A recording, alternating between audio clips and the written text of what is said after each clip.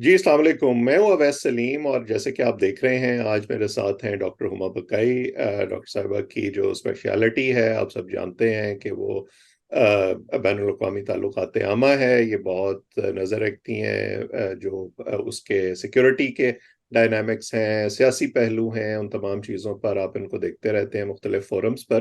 तो मैंने सोचा कि आज नया दौर के क़ारीन जो हमारे देखने वाले हैं उनके लिए भी आज इनको ज़हमत दी जाए और इनसे समझने की कोशिश की जाए कि ये जो इस वक्त फ़लस्तीन में सूरत हाल है, गज़ा की जो सूरत हाल है और इसराइल के साथ जो ये कॉन्फ्लिक्ट है, ये इसका मौजूदा जो ये हमें सिनेरियो नज़र आ रहा है, उसका बैकग्राउंड क्या है और इसका हल कैसे निकलेगा।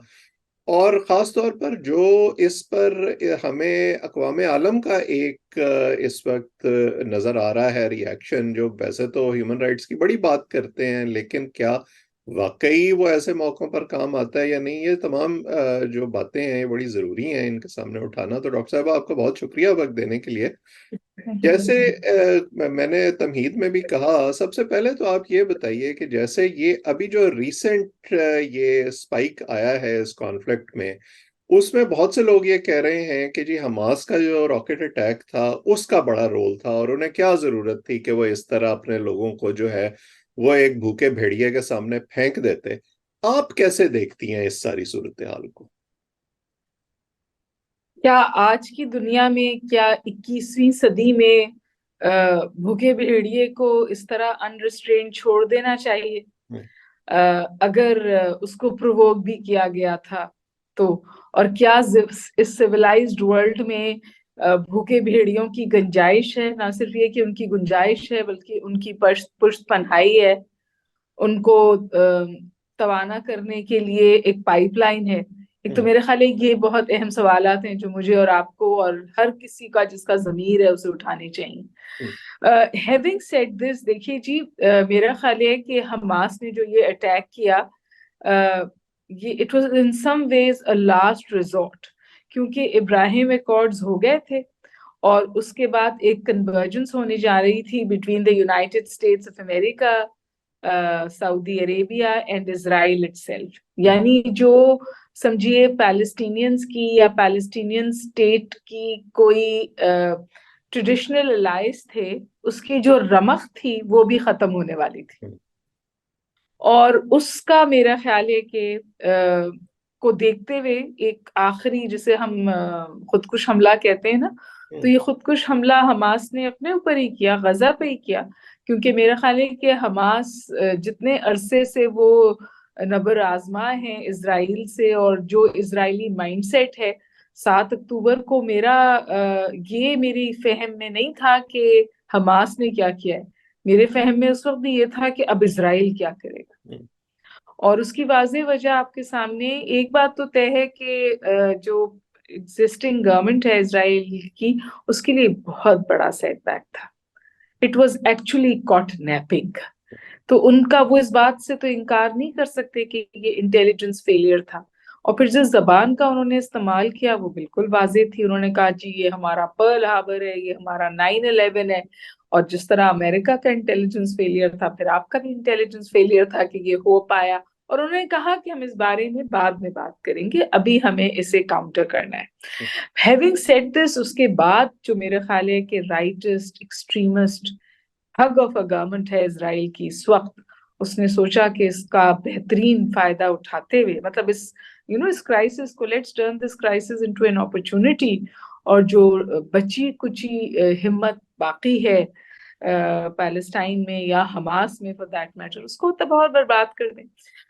Why don't we go into the creation of Hamas? हुँ, हमास किसने क्रिएट की थी? हुँ, हमास इसराइल ने बनाई थी टू काउंटर पीएलओ। बिल्कुल।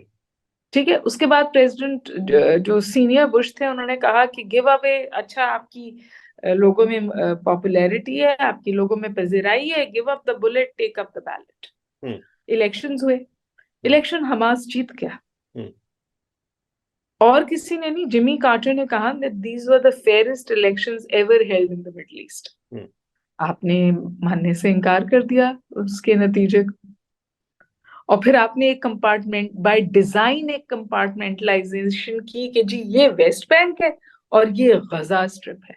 हम्म, दिस इज इवन आज भी एक तो जो जो जो नैरेटिव जो वेस्ट का वतीरा होता है कि ये एक नैरेटिव बिल्डिंग करते हैं जिसके तहत आप वो मेरे और आपकी दिमाग की सोच को पे हावी होते हैं। तो पहले तो ये कंपार्टमेंटलाइजेशन के जी हम पैलेस्टीनियन से नहीं लड़ रहे, हम सिर्फ हमास से लड़ रहे हैं। लेकिन उसमें आपने 12,000 लोग मार दिए और 6,000 पैलेस्टीनियन बच्चे मार दिए, और आपने वेस्ट बैंक पर भी बमबारी की, और आपने मतलब इसको आप कैसे उसको जंग कह सकते हैं? मुझे प्लीज समझाइए। जंग तो उनके बीच में होती है जो फरीक बराबर हो या बिल्कुल। ऊपर नीचे हो। हम्म, यहाँ तो जो जिसके साथ आप ये सो कॉल्ड जंग हालत जंग में है या इसको कॉन्फ्लिक्ट कहते हैं, दूसरी तरफ तो कुछ भी नहीं है।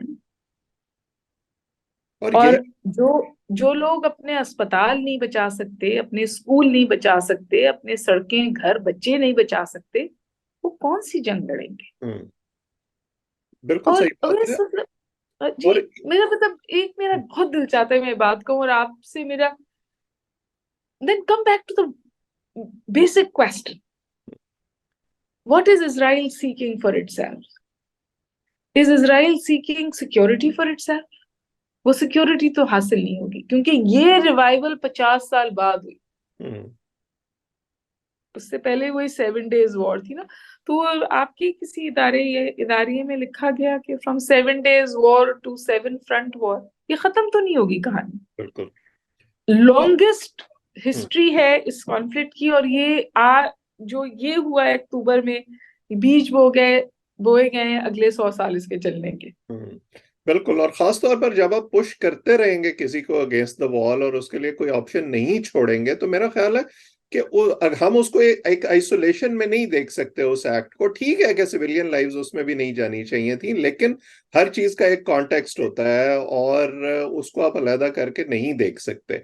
आपने 9/11 का जिक्र किया और मेरा ख्याल है कि पैरेलल्स ड्रॉ किए जा सकते हैं जिस तरह का रिएक्शन दिखाया जा रहा है। 9/11 जब हुआ, ठीक है, वो एक जो एक्ट ऑफ टेरर था, लेकिन उसको शायद और तरीकों से भी हैंडल किया जा सकता था बनिस्बत इसके कि अमेरिका जो है वो अपने इत्तेहादियों समेत पहले इराक पर और फिर अफगानिस्तान पर चढ़ दौड़े और कारपेट बॉम्बिंग करे और लोगों को मारे और इतना अरसा जो है वो वहां पर मौजूद रहे।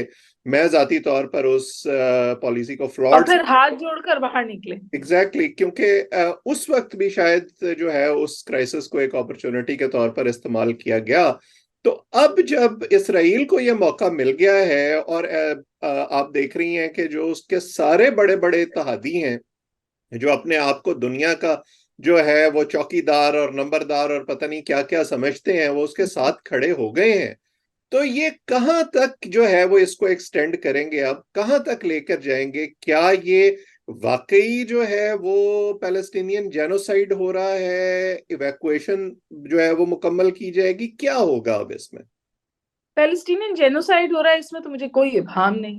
हम्म, जेनोसाइड की डेफिनेशन क्या है आपकी और मेरे जहन में? हम्म, और जब आप वाकई बच्चे टारगेट कर रहे हैं, तो आप बेजमीर नेशन है और आप बेजमीर कौम है, हम्म, और आपका मजहब आपको इसकी इजाजत नहीं दे सकता, क्योंकि आपके अपने लोग आपके दरवाजे पर खड़े होकर ये कह रहे हैं कि ये तौरा नहीं है, ये मजहब नहीं है। Hmm, whether it is the United States of America और इज इट इजराइल इटसेल्फ, उनके दरवाजे पे, उनके प्राइम मिनिस्टर के दरवाजे पे लोग जमा हुए हैं और उन्होंने कहा है कि ये जो आप कर रहे हैं ये गलत है।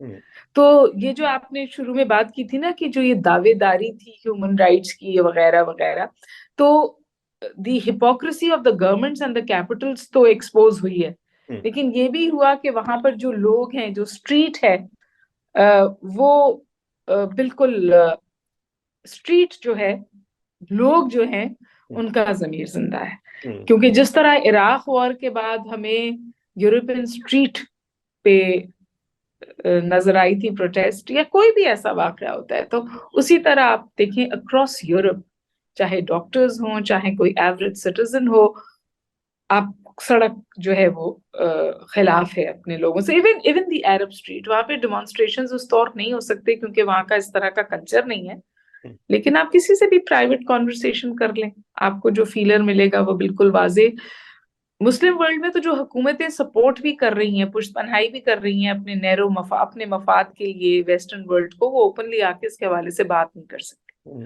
तो ये ओप्रेसिव गवर्नमेंट्स में या ऑटोक्रेटिक गवर्नमेंट्स में जब ये सूरत हाल हो तो इस बात की आकाश है कि वो बैकफुट पर है। Hmm, for but example, summit delay किया गया ना, हम्म, जॉर्डन के, इजिप्ट के, इनके प्रेसिडेंट्स ने बाइडेन से मिलने से इनकार किया ना। हम्म, आखिरी बात तो वैसे कहनी थी, जो इंटरेस्टिंग बात है, जो मुझे लगता है जी, जी, ग्लोबल पॉलिटिक्स पे इसका असर आएगा, वो हम्म, ये कि जो मुस्लिम वो है इस वक्त लीडरशिप, उसकी एक मुलाकात चीन में हो रही है हम्म, कि इसको कैसे रोका जाए। हम्म, और आप ये भी देखिए कि क्योंकि इजराइल कमजोर मौके पे पकड़ा गया था और वो यरगमाल ले गए थे पैलेस्टीन, वही उनका वाहिद बार्गेनिंग चिप वो था, मैं शुरू से ये बात कह रही हूँ, हम्म, इसके अलावा और कोई बार्गेनिंग चिप उनके पास नहीं थी। तो अब वो ये बार्गेनिंग चिप इस्तेमाल कर रहे हैं for humanitarian pause. Hmm, cease fire अभी भी नहीं करना चाहते, यानी ह्यूमैनिटेरियन पॉज करके वो इस जुल्म को टॉलरेबल लेवल्स में रखना चाहते हैं, ताकि मैं और आप इसको टॉलरेट कर सकें और बहस इस बात से हट जाए कि हम्म, सीज फायर हो, जंगबंदी हो, ये जुल्म खत्म हो, हम्म, और बहस इस बात पे आ जाए कि वाह वाह कितना बड़ा है इजराइल, कम से हम्म, कम ह्यूमैनिटेरियन पॉज तो कर दिया। और Biden actually comes out and says कि ह्यूमैनिटेरियन पॉज लंबा और बड़ा हो सकता है, यानी हम्म, आपको सांस लेने की इजाजत दी जा सकती है, आप दोबारा सिर्फ सांस लें और हम आपको फिर मारें। हम्म, तो ये जो फॉल्स नैरेटिव बिल्डिंग है, ये अब इसके हवाले से अब सवाल उठ रहा है, people are countering it, and more so from within. आज बाइडेन साहब की रेटिंग आई है 70% people think that he is handling the war, गलत तरीके से हैंडल करे जंग को। और बिल्कुल। इस जंग तो मैं इसको कहना ही नहीं चाहती हूँ, जुल्म को। ये बड़ा अहम सवाल है और मैं टुवर्ड्स द एंड इस पर मजीद बात करना चाहूंगा, लेकिन ये जो हम मुजाहरे देख रहे हैं पूरी दुनिया में, वेस्टर्न कंट्रीज में खास तौर पर, ये आपने सही कहा कि हमने इराक वॉर के बाद भी देखे थे, लेकिन इन हुकूमतों पर शायद उनका उतना असर नहीं पड़ा जितना पड़ना चाहिए था। लेकिन अब ये जो मुस्लिम ममालिक हैं, इनकी अगर मुलाकात होती है, कितना इफेक्टिव ये हो सकते हैं इसराइल को या जो वेस्टर्न ब्लॉक है उसको प्रेशराइज करने में, अपनी बात मनवाने में? क्योंकि हमेशा ये बात होती है जब भी इस तरह का कोई मसला होता है कि जी वेस्टर्न ब्लॉक इकट्ठा है, मुसलमान ममालिक इकट्ठे नहीं हैं, उनके मफादात जो हैं वो एक दूसरे से मुख्तलिफ हैं। अब इब्राहिमिक अकॉर्ड्स इन ममालिक ने कर लिए हैं, इनके तजारती ताल्लुकात हैं रूस के साथ, अमेरिका के साथ और दूसरे ममालिक के साथ। तो क्या कोई ये एक यूनिफाइड फ्रंट आपके ख्याल में पेश कर सकते हैं और वो इतना इफेक्टिव हो सकता है कि ये पैलेस्टीनियंस को उसमें से रिलीफ मिले? नहीं, बस मुझे नहीं लगता। जब ओआईसी का, मेरे ख्याल 30 या 35 दिन बाद ओआईसी का समिट हुआ, हम्म, और हस्बे रिवायत और हस्बे तवक्को वो ओआईसी रहा। हम्म, हम जब पढ़ रहे थे इंटरनेशनल रिलेशंस, तो हम समझने के लिए कहते थे कि OIC is a paper tiger, hmm, resolution पे रेजोल्यूशन निकालता है। पहली दफा जब जब किंग फाहद के जमाने में मुस्लिम वर्ल्ड एक्चुअली यूनाइट हुई थी, तो ऑयल एम्बार्गो लगा था ना जी, हम्म, घुटने टिके थे ना जी। हम्म, तो ऑयल एम्बार्गो की बात तो हुई, लेकिन उसको ऑपरेशनलाइज करने के हवाले से तो कुछ नहीं कहा गया, ट्रेड टाइज भी कट करने के बारे में बात नहीं हुई। इस वक्त बहुत सारे मुस्लिम ममालिक में गवर्नमेंट आके अपने आप को डिफेंड कर रही है और कह रही है कि नहीं जी, हम इसराइल की मदद नहीं कर रहे, बशमूल पाकिस्तान। बिल्कुल। हाँ, बल्कि तो मेरा नहीं ख्याल, पाकिस्तान का आई तो आई जो जो स्टेटमेंट भी इस दफा आया है वो भी उतना एम्फेटिक नहीं था जितना हमेशा जो हमारा मेरा ख्याल है, इंटरनेशनल स्टैंड रहा है। I think the lone warrior on Pakistan side is Munir Akram, hmm, जो बेचारे अकेले ही, और मैं उनको बहुत, I salute the man, hmm, United Nations में वो ऑफिशियल स्टांस को लेकर एक तने तना जंग लड़ रहे हैं। हम्म, इसके हवाले से पाकिस्तान के इकोनॉमिक कंस्ट्रेंट्स और कंपल्शंस हैं, और बहुत लोग अब वाज़ेह तौर पे कहते हैं कि जो इस वक्त ईजिंग आउट थोड़ी सी हुई है, हम्म, उसकी वजह शायद यही है कि we have chosen to stay actively away from the war।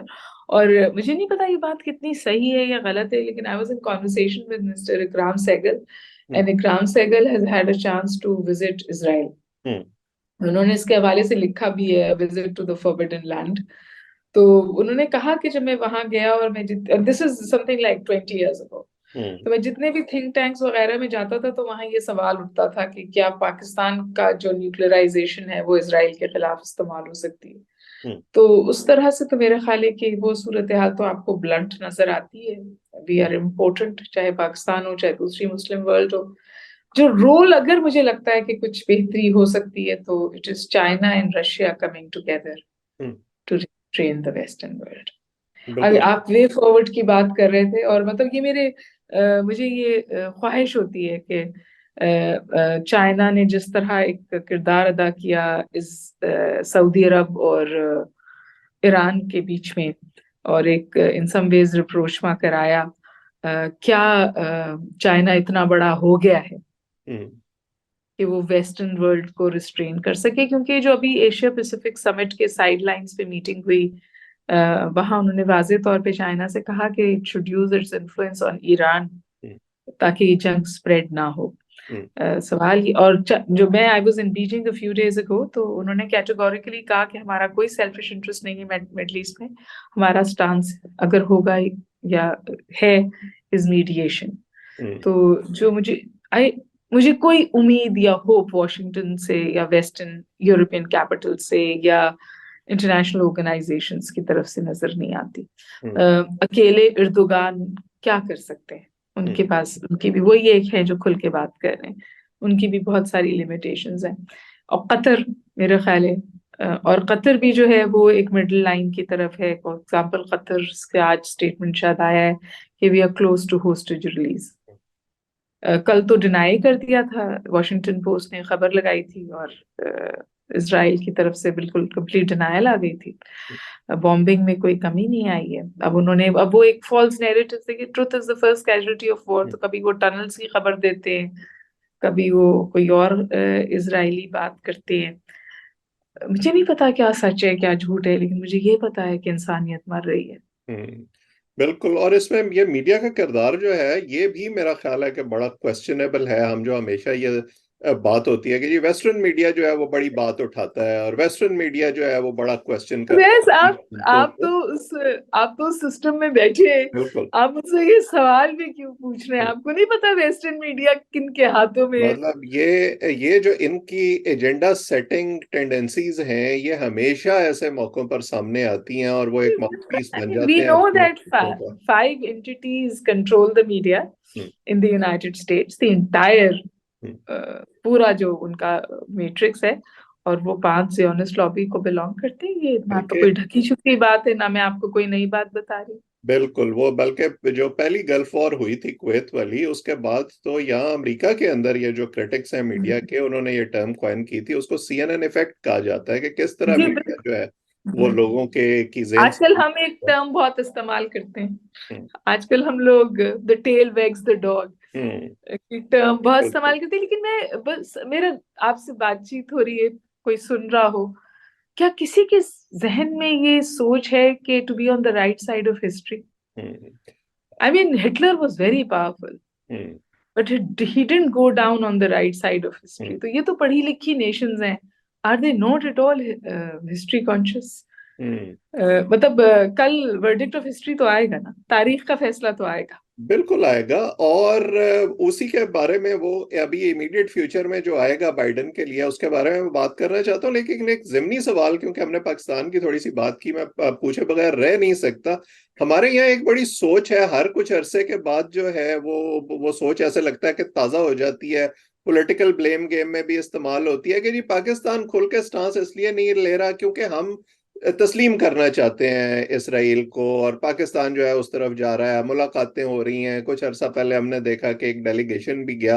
आपको लगता है कि कोई रियलिस्टिक चांस या सोच कहीं है इस हवाले से कि पाकिस्तान बाकायदा तस्लीम ही कर ले इसराइल को? अब नहीं, not now. But I am not privy to any official sort of knowledge, या मेरे पास कोई ऑफिशियल वो नहीं है कि मैं as a student of international relations joining the dots करके बात कहती हूँ कि अगर इजराइल और सऊदी अरब और यूएस का ये अकॉर्ड हो जाता और सऊदी अरब की तरफ से इजराइल की डिफैक्टो रिकग्निशन आ जाती, तो पाकिस्तान वुड बी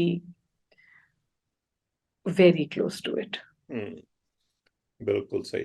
तो फाइनली जो मैं आपसे बात करना चाहता हूँ वो ये है, आपने ये तो काफी तस्करा किया कि अगर इसका कोई हल निकलेगा तो वो किस तरफ से निकलेगा, और चाइना और उसके इत्तेहादी जो है उनसे हमें उम्मीद है कि वो मुझे यही समझ में आता है, मुझे और कोई बिल्कुल हल निकलता हुआ नजर नहीं आता, क्योंकि आपने ट्रम्प का भी स्टेटमेंट देखा, कोई मतलब इस इशू पे बाई पार्टिसन कंसेंसस सब है। सब इकट्ठे हैं बिल्कुल। जी लेकिन बिल्कुल। अमेरिका के अंदर, क्योंकि अमेरिका सबसे बड़ा इत्तेहादी है इसराइल का, उन्हीं की बुनियाद पर इसराइल जो है वो अपने सारे खेल खेलता है खुल के। क्या बाइडेन के लिए अब, जैसे अप्रूवल रेटिंग्स की आपने बात की, और हम यहाँ भी देखते हैं कि वो बाइडेन की रेटिंग तो मुसलसल स्लंप हो रही है, पहले इकोनॉमी थी, फिर उसमें यूक्रेन वॉर आ गई, अब उसमें ये वॉर आ गई। तो आपको कोई लगता है कि बाइडेन साहब जो है वो दोबारा अगले इलेक्शन में कैंडिडेट हो के वो कोई मुकाबला कर पाएंगे, दोबारा जीत पाएंगे, या इस इन सारे फैसलों का फॉल आउट उनको भुगतना पड़ेगा? मैं आपके सवाल का जवाब इस तौर दे देती हूँ। अभी पाकिस्तान में इस्लामाबाद में मरगिला डायलॉग हम्म, कंक्लूड हुआ है। हम्म, उस मरगिला डायलॉग में एक सेशन में मैं थी और उसमें मुशाहिद हुसैन सैयद भी थे। हम्म, आप शायद वाकिफ हो उनसे। Hmm, Mushahid former senator, infact is sitting senator, वो चाइना पे जी, बहुत बिल्कुल एक्टिव है। तो उन्होंने बिल्कुल। तो कैटेगोरिकली स्टेटमेंट दिया कि बाइडेन फोर्थ कमिंग इलेक्शन हारेंगे। हम्म, और फिर जब उनसे मैंने कहा कि that's a very strong prediction, तो उन्होंने कहा कि मैंने ट्रम्प के जीतने की भी प्रिडिक्शन की थी जब हर कोई हिलरी की कर रहा था। Hmm, so I think Biden is a weak candidate. अगर आप इस क्राइसिस को निकाल भी दें तो बाइडेन की हैंडलिंग ऑफ इश्यूज इज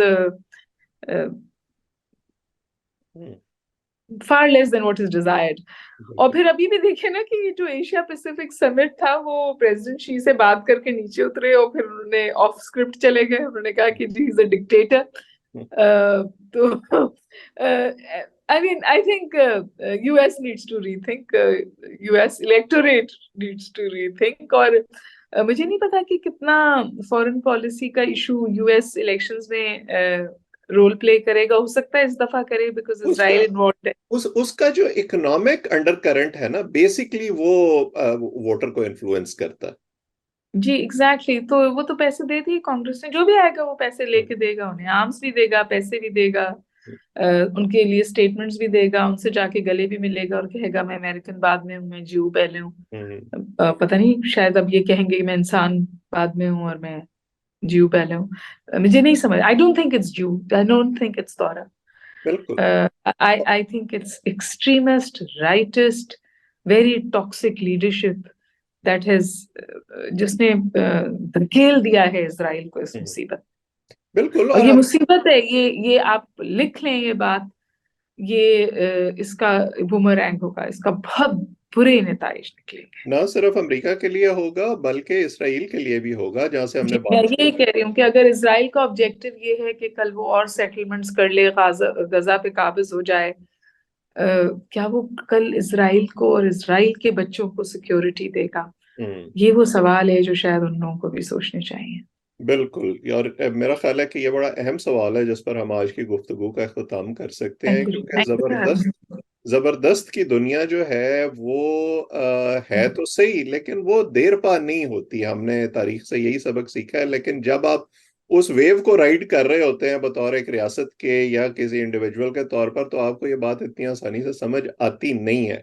और मेरा ख्याल है कि हमारे जो मुसलमान ममालिक हैं, उनके जो हुक्मरान हैं, उनको भी ये बात समझनी चाहिए कि अगर आप इस तरह जो है वो अपने अगर यूनिटी नहीं दिखाएंगे और एक एक करके जो है वो आप निशाना बनते जाएंगे, तो कभी ना कभी जो है वो शेर आपको भी खा जाएगा। वो जो शेर और बकरी की पुरानी कहानी है, वो हमने कई दफा दुरुस्त होते हुए देखी है। ये तो लेकिन शेर और बकरी की कहानी नहीं है वैस, ये तो फिरौन और मूसा का किस्सा है।